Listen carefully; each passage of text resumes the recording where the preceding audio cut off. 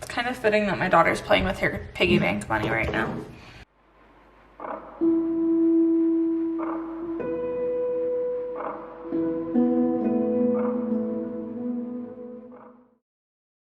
So I recently filmed a video showing our exact budget breakdown and talked about us switching from EveryDollar to YNAB. But I don't think I've ever done a video talking about our income and where we get all of our money from and stuff like that. I think that our situation's a little bit unique, so I wanted to break it down today and talk about the 13 ways that we have earned an income over the last few years, and kind of what that looks like currently, because it's a little strange. So number one is my day job salary.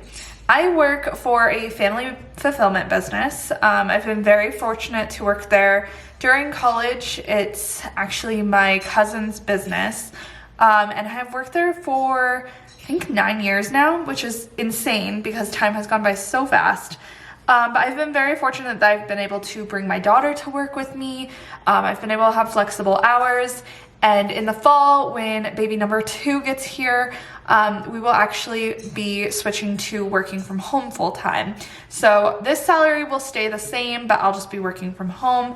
And that flexibility is one of the main reasons I've stayed in the job I've been in for so long. So currently my salary with that company is $4,000 a month, pre-tax. So that ends up being about $3,300 after tax. A little bit less than that because we do have quite a few taxes taken out to account for all of my small business stuff, which we'll get into in just a moment. But that is kind of the first bulk of our income. Number 2 is hourly at that day job. So my husband also works there with me. He is currently in grad school and he worked there all through his bachelor's degree. So he technically is part-time. So he gets paid $16 an hour to work in the warehouse, which is pretty standard in that industry and in the area that we're in. And like I said, this is just a part-time job for him. I'll talk about his kind of contributions to our income in a little bit, but first I want to focus on my side of the income with my side hustles. So on top of my salary, I also do some contract work for 2 different clients. Those clients are actually clients that we work with at my day job, but they need some extra like services on the side. And so instead of offering it through a day job, I offer it personally because I kind of have a personal relationship with those clients. So the first one, I make $850 per month. And that is basically invoicing services. It's very specific to the industry that we're in, and very specific to this client. So it's just a flat rate per month. It doesn't take me too much time, but I'm charging around $35 to $40 an hour for that service. And that's about what it comes up to per month. I also have another client, same situation.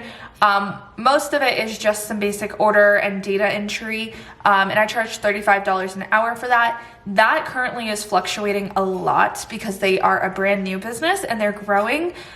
So it started off with me literally invoicing them for about $35 a month, and it's growing a little bit. I'm not sure if I'm keeping both of those contracts once the baby arrives because it does take a bit of time to maintain that, but currently my plan is to keep up with those contracts at least until baby is here, and then reevaluate with each of those clients what we're gonna do after baby arrives.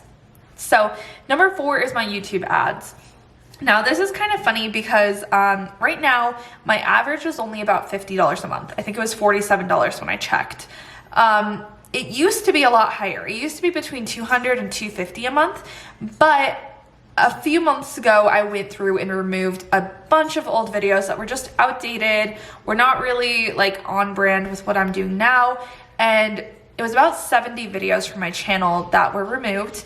A lot of those were earning a lot of ad revenue, so that was kind of a hard decision to make, but it ended up being the right one because they just were outdated, flat out. I got so many emails and questions about them that I couldn't really help with anymore, so they had to go. On top of that, during the pandemic, my day job got so crazy that I basically didn't do anything for a year with my business. So I'm hoping to work on that this year and start to get that average back up. But still, $47 a month is $47 a month. And that is part of my income for my business. Number 5 is a totally new one for me, and those are blog ads. I've always been very adamant about not having my blog covered in like ads and sidebars. I just think it looks so messy, and it's always annoyed me when I go on to read a blog post and I can't figure out where the actual content starts and where ads begin. So I've placed a few ads on my website just kind of as a test. I wanted to see with very minimal ads kind of what my revenue would be at that. I probably won't keep them because I'm not super happy with it. But I'm only making about $1.75 a month from that. So it is definitely not worth the aesthetic that I want to maintain on my website, and that will probably go away soon. But hey, if you want to make it big, you got to get $2 a month from your blog ads. Number 6 is digital products. And this one is one that I'm hoping to work on a lot this year.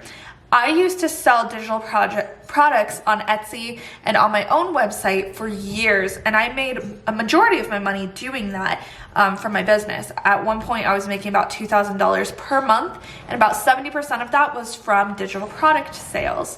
I recently, not that recent, I guess a couple years ago, removed all of those. A lot of them were outdated, or they just weren't to the design standard that I wanted to hold myself to, and I never really remade them. I'm slowly starting to do that again and to get kind of in the right headspace to make digital products and actually maintain them properly. So right now I'm only making about $13 a month from that, but that is definitely a back burner project that has been on my mind and that I'm hoping to really put some time and energy into once I'm working from home. Kind of along with that same vein are my e-courses. Number 7.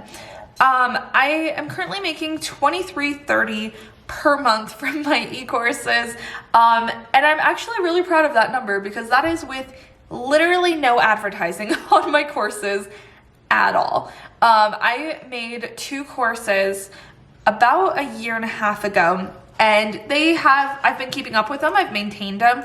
I still answer questions in them and update the content, but I don't advertise them in any way, shape, or form. So the fact that people are still finding it and buying it about once a month, I'll take. Again, this is one that I'm hoping to work on and actually put some marketing into it. And I'm actually redoing one of the entire courses completely with fresh content and videos. So once I do that, I'm hoping to put some actual time and effort into the marketing of said course. Number 8 is affiliate links. This one is something that I've been super happy with because I have never been very good at maintaining relationships with affiliates. That's something I'm not very proud of. But recently I started working closely with Podia, who is actually the host of my e-courses and my digital products shop. And I adore Podia. As soon as I started using it, I became obsessed with it. I've been obsessed with them for a while. And so when I found out that they had an affiliate program, I just kind of passively put some time into it. And I make about, what did I put? $156.20 per month from that. And the reason that is kind of a consistent number is because when someone signs up for Podia, I get, I think it's 20 or 30%. It's a pretty high percentage of their monthly membership fee. And so that's kind of a consistent number because these people are signing up with Podia and they must also be very happy with them because they are maintaining their memberships and building their shops with them. And I hope to also increase my affiliate link income because I really like their website. Their affiliate program is super generous and I genuinely love their products. So I like talking about it and I'm hoping that other people will like it as much as I do. Number 9 is sponsored posts. This is something I don't do very often. Part of that is just because I haven't really had the time. Part of it is because I'm very picky about the sponsors that I do. I've had some kind of crappy sponsors in the past that have fallen through or just not been very great. So when I do sponsored posts, I only work with companies that I've already purchased things from, like Ghost Bed, for example. We bought their mattress and then they reached out for a sponsorship with some sheets. I was happy to do it because I loved their product already and I knew they made good products. But that obviously not doing it very often means that my average for sponsored posts is tiny. I have done the math on it and I've averaged $85 a month over the last 2 years, which is not bad at all.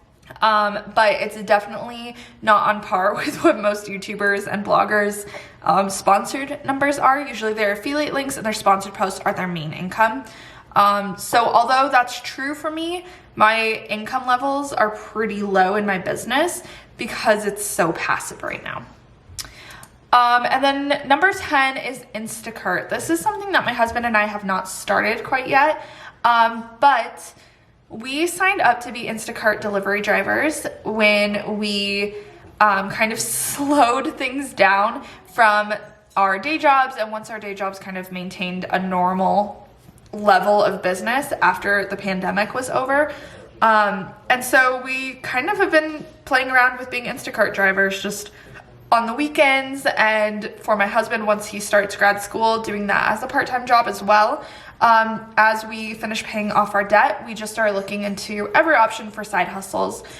So although we have not actually done any drives yet, we know that the average in our area is about $22 an hour, and that's obviously a decent pay. So we hope to kind of utilize that to help us just make a little extra money and get some of this debt paid off before my husband graduates school. So switching over to more of my husband's stuff now, number 11 is his disability and housing pay. My husband served in the U.S. Air Force, and he was medically discharged due to a back injury. So he does get $612 per month in disability pay. And then while he is enrolled full-time in school, he's using his GI Bill. So he gets a monthly housing allowance while being enrolled full-time, and then that allowance is broken down over like holidays, or like in August when school's only like for a few weeks. It's all prorated for how much time he's actually in school in any given month.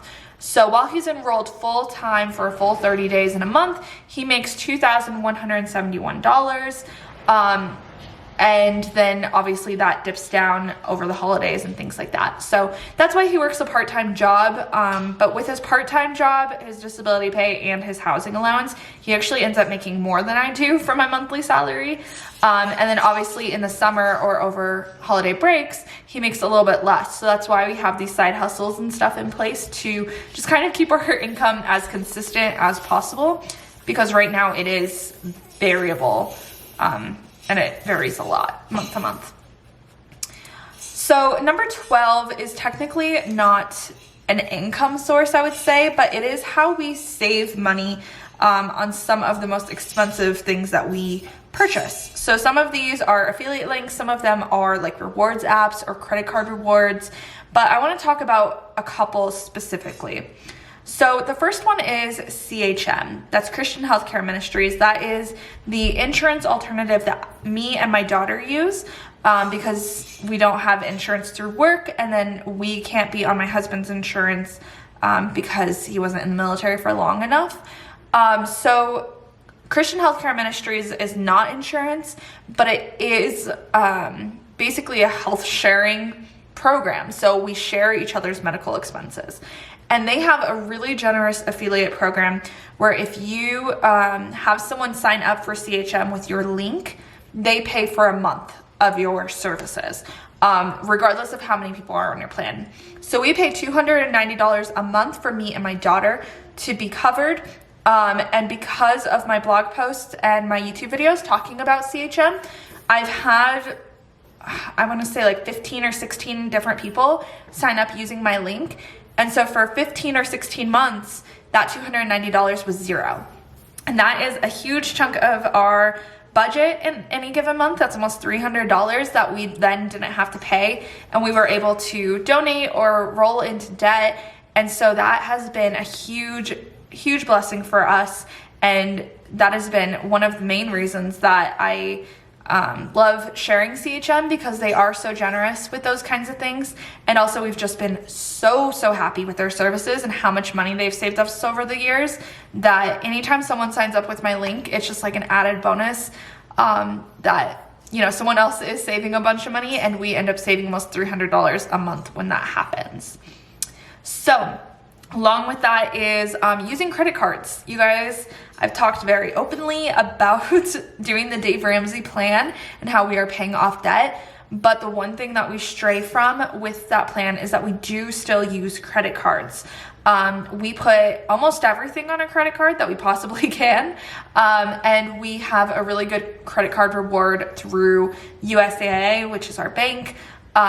Capital One also has really good reward cards with no annual fees and stuff if you have not served in the military or family hasn't. But we use our credit card for everything, and we only purchase what we actually have in our bank account. We pay off our balance in full every single month, and then we use those rewards, which is anywhere from $1 to like $125 in any given month. We're gonna spend that money anyway. Most of the time that's on like electricity bills, on our trash bill, groceries, things like that. So just having some extra cash, we usually just roll that into either one of our sinking funds, like our Christmas fund, vet bills, things like that, or we roll it into our debt depending on what we need in a given month. And then kind of a bonus here is number 13, other ways that we've earned money in the past. We are not shy about side hustling and just making some extra money when we can to be able to pay off our debt quicker. My husband has done Uber in the past, and he did that for a few months. He didn't love it. And unfortunately in our area, there's just not a lot of demand for it. So he did stop doing that after a while, but he also did plasma donation. He donated and sold his plasma, which made a decent amount of money actually. If you're interested in looking into it, it's definitely worth it.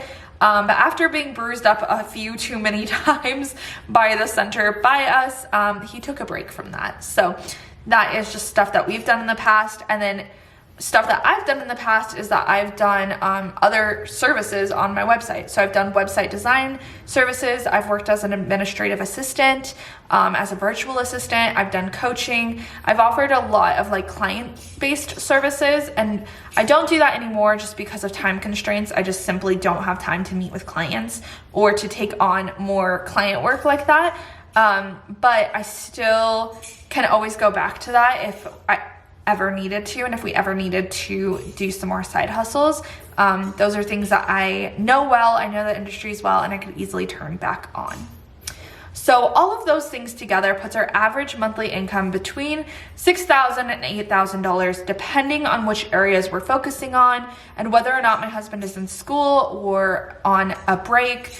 Some months are better than others.